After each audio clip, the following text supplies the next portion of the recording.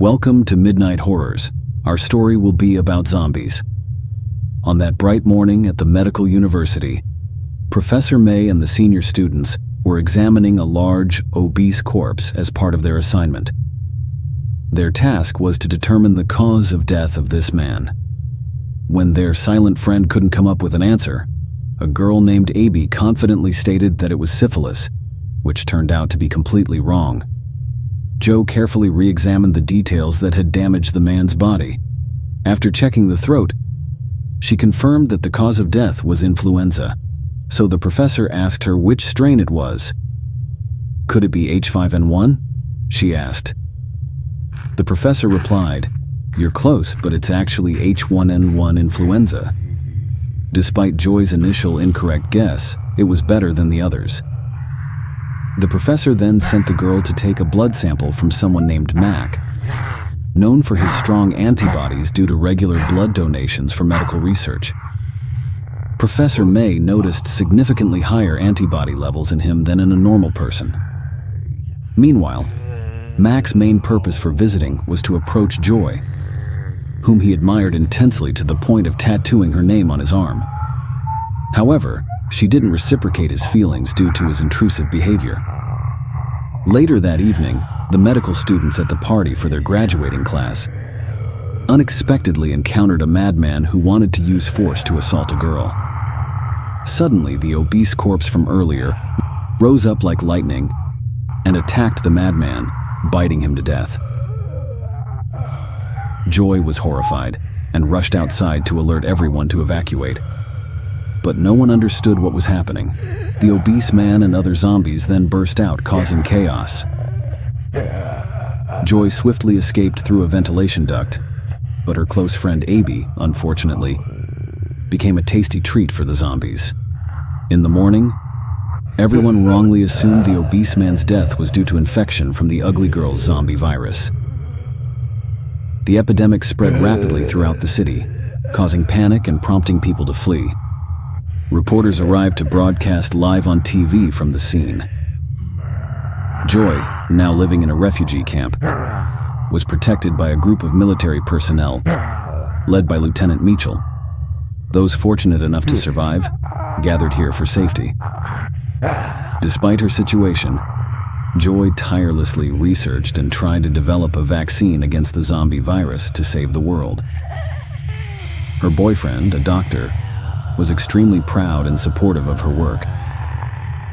One day, a little girl named Lily suddenly developed a fever and severe body aches. She urgently needed antibiotics, which were stored in a warehouse at the medical school, quite a distance away. Lieutenant Meachel hesitated to send his troops due to the risk, but Joy insisted that delaying treatment for Lily could lead to further deaths. Realizing the importance of human life, Lieutenant Meachel reluctantly agreed. Lieutenant Meachel and his team quickly prepared and departed, with the medical school being their only destination. However, their journey became fraught with a breakdown due to overheating. They prepared defensively and observed their surroundings, while Lucy repaired the engine. Unfortunately, the repair took so long that it was nightfall when the moans of the zombies echoed from the forest. Fortunately, Lucy managed to repair the engine just in time, and they sped past the zombies to reach the medical school. They entered cautiously, vigilant and alert to any unfamiliar sounds, including the squeaks of mice. With Joy's guidance, they quickly located the medical supplies storage. Each person grabbed as much medicine as possible, and they swiftly departed. However, Joy diverted to the laboratory where she had previously studied and researched to collect some nostalgic photos. Suddenly, a rotter entered. Joy swiftly ran out, locked the door, and fired into it. The gunshot attracted the horde of zombies, and they discovered Joe's hair tie, confirming his presence. Lieutenant Meachel and his team realized Joe was behind them and swiftly moved to handle the situation. However, as they struggled to hold the door, allowing only one rotter in at a time to facilitate easier handling, Joy would swiftly retrieve the syringe to draw blood from the rotter. Once she was done, Lieutenant Meachel and his team could no longer hold the door, and the zombies flooded in. This led to a critical situation. Meachel was furious and intended to shoot the infected driver to prevent further virus spread. Joy intervened, urging Meachel to wait a day or two for her to develop a vaccine. Despite the risks and previous casualties due to Joy's decisions, Meachel decided to shoot the driver immediately in front of everyone to prevent further harm. Lieutenant Meachel traced everything back to the madman. It was inadvertently discovered that this man was Joy's former lover, who had been deeply infatuated with her in the past. However, he had died from a bite, yet somehow he retained consciousness. This realization shocked Meachel and led him to ask Professor May about Joy's previous lover. Mrs. Beach wanted to protect him not for research but out of love. Hearing this, Professor May was shaken and went to interrogate Joy about the truth. Joy recounted how the madman had tried to assault her years ago, but died from a bite. Professor May then noticed a tattoo on the zombie's arm and concluded that he was indeed Joy's former lover. The situation escalated when the madman, now a zombie, threatened Lucy with a knife. Joy sounded the alarm and fled, alerting Professor May and the team. However, upon entering the room, the madman had disappeared. Everyone immediately sounded the alarm, causing panic among the public who didn't know what was happening. Lily went out to investigate and accidentally encountered Wendy, who had been transformed. Lily froze in terror as she faced Wendy, who now bore the unmistakable signs of transformation into a zombie. Wendy's eyes, once bright and warm, were now dull and vacant, filled with an insatiable hunger. Dark veins traced her ashen skin, and a low growl emanated from her throat as she shuffled closer, arms outstretched. "Lily, run!" Joy's voice echoed from behind as she sprinted towards them, clutching a makeshift weapon, a metal pipe salvaged from the debris. With adrenaline pumping, Lily turned on her heels and bolted back towards the safety of the refugee camp. Panic gripped the air as more screams erupted, and the camp erupted into chaos. Meanwhile, inside the building, Professor May and Lieutenant Meachel exchanged grave looks. "We need to contain this," Professor May stated firmly, his expression a mix of determination and concern. Lieutenant Meachel nodded, barking orders to his team to secure the perimeter and evacuate any remaining survivors. Back at the camp, Lily stumbled and fell, scraping her knee against the rough ground.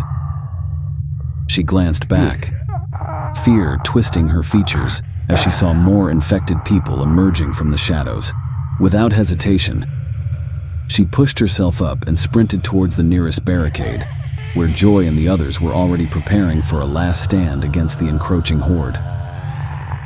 As the night wore on, the sounds of chaos and desperation echoed through the camp. Joy and the remaining survivors fought valiantly, their faces set in grim determination as they struggled to hold off the relentless onslaught of the infected. Every gunshot, every clang of metal against bone reverberated through the night, a grim symphony of survival. Amidst the chaos, Lily found herself thrust into a role she never imagined, helping to tend to the wounded, offering a comforting hand to those on the brink of despair. She saw Joy tirelessly working on her research, hoping against hope to find a breakthrough that could turn the tide of this relentless epidemic. Days blurred into nights as the situation grew increasingly dire. Food and medical supplies dwindled, and hope flickered like a dying ember. Yet, amidst the darkness, a glimmer of possibility emerged. The discovery of a potential cure hidden within the research Joy had fervently pursued. With renewed determination, Joy and her team worked day and night, racing against time to synthesize and test the vaccine. Lieutenant Meachel, ever the steadfast leader, organized expeditions to gather essential supplies and reinforce the camp's defenses. Lily found herself stepping up, becoming a vital link between the researchers and the rest of the survivors. But the infected were relentless, their numbers growing with each passing day. The camp became a battleground, every inch fiercely contested as Joy's team struggled to buy enough time for the vaccine to take effect.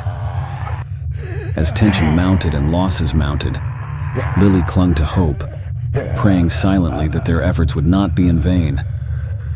Then, one fateful morning, amidst the haze of exhaustion and despair, a breakthrough finally came. Joy burst into the makeshift medical tent, clutching vials of the newly developed vaccine. With trembling hands, she administered it to the sickest patients first, praying fervently for a miracle. Hours stretched into eternity as they waited, hearts pounding with anticipation. Slowly, miraculously, the tide began to turn. The infected slowed their frenzied attacks, some even stumbling away into the darkness. A collective sigh of relief swept through the camp as survivors embraced, their faces streaked with tears of relief and gratitude. In the aftermath of the ordeal, as they mourned their losses and began to rebuild, Lily found herself looking up at the sky with newfound hope. The world was forever changed, scarred by the horrors they had endured. But in that moment of quiet resilience, she knew they had emerged stronger. And amidst the ruins, a small sprig of green emerged, a symbol of renewal and the resilience of the human spirit in the face of unimaginable darkness. In the wake of their hard-won victory against the infected horde, the survivors at the refugee camp worked tirelessly to fortify their defenses and rebuild their shattered community. Lieutenant Meachel organized patrols around the clock, ensuring no stray infected could breach their perimeter. Professor May and Joy continued their research, refining the vaccine and preparing to distribute it more widely.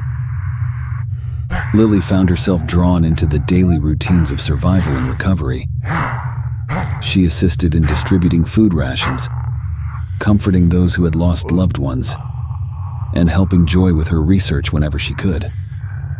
The weight of their recent ordeal hung heavy in the air, but there was also a glimmer of optimism, a belief that they could reclaim some semblance of normalcy. One morning, as Lily helped Joy organize her notes in the makeshift laboratory, they received an unexpected visitor, a weary traveler seeking refuge.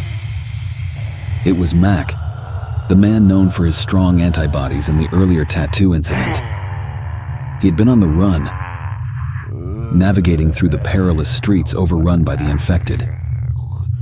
"I heard about the vaccine," Max said breathlessly, his eyes filled with a mix of hope and desperation. "I want to help. I'll do anything to make up for my past mistakes." Joy regarded him thoughtfully, recognizing the sincerity in his voice. "We need all the help we can get," she replied, handing him a stack of research papers. "Start by going through these. We need to expand our understanding of how the virus mutated and find out if there are other strains we haven't encountered yet." Mac nodded, eager to prove himself. As he immersed himself in the research, Lily couldn't help but feel a sense of cautious optimism. Despite their tumultuous history, Mac's determination to make amends spoke volumes about the resilience of the human spirit in the face of adversity. Days turned into weeks as they continued to refine the vaccine and distribute it among the survivors. Each day brought new challenges, outbreaks in neighboring settlements, shortages of essential supplies, and the ever-present threat of the infected. Yet, with each vial of vaccine administered, they edged closer to reclaiming their lives from the shadows of fear and uncertainty. One evening, as Lily stood guard on the watchtower, scanning the horizon for any signs of trouble, she spotted a group of survivors approaching from the east. Relief flooded her as she recognized familiar faces. Families seeking refuge, weary travelers seeking solace in the safety of their camp. Among them was Wendy, the girl who had been transformed into a zombie during the initial outbreak. thanks to the vaccine, she had regained her humanity, her eyes now clear and filled with gratitude as she reunited with her family. It was a poignant reminder of the hope they had fought so hard to preserve. As the days passed, life at the camp began to stabilize. They established farms to grow food, set up makeshift classrooms for children eager to resume their studies, and even managed to restore limited communication with the outside world. Lieutenant Meachel coordinated with nearby military outposts, exchanging information and strategizing for long-term survival. In the midst of rebuilding, Joy and Lily formed a close bond, united by their shared experiences and determination to make a difference. They often stayed up late, discussing plans for the future, and reflecting on how far they had come since that fateful morning at the medical university. One evening, as they sat by the campfire, surrounded by the soft glow of flickering flames and the comforting hum of conversation, Joy turned to Lily with a smile. "We've come a long way," Joy said quietly, her eyes reflecting the firelight. "And it's thanks to everyone's resilience and courage." Lily nodded, a sense of peace settling over her. "We've still got a lot of work ahead of us," she replied, glancing around at the faces of their fellow survivors. "But I believe we'll get through this together." And as they looked towards the horizon, where the first light of dawn was beginning to break through the darkness, they knew that their journey was far from over. But with hope in their hearts and a steadfast determination to rebuild, they were ready to face whatever challenges lay ahead. In the aftermath of the outbreak, they had found not just survival, but a newfound strength in unity and the enduring resilience of the human spirit.